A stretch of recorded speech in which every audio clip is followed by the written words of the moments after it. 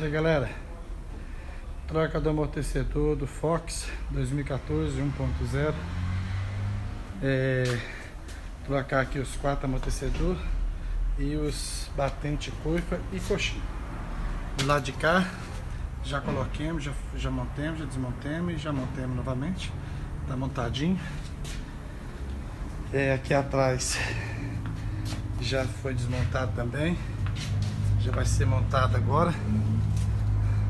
Coxinha, batente coifa e amortecedor. Tava fazendo um barulhinho aí do lado esquerdo. Identificamos que o coxinho tava ruim. E já à frente optamos para trocar os 2 coxinhos, que já estava apresentando também defeito também.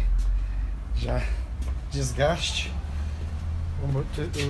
Os coxinhos dianteiros era original do carro ainda. E aqui é o traseiro. Esse lado o coxinho estava bom. Então nós não tá fazendo a substituição não. Só o batente coifa, que já não tinha nada mais. E também o amortecedor. Beleza?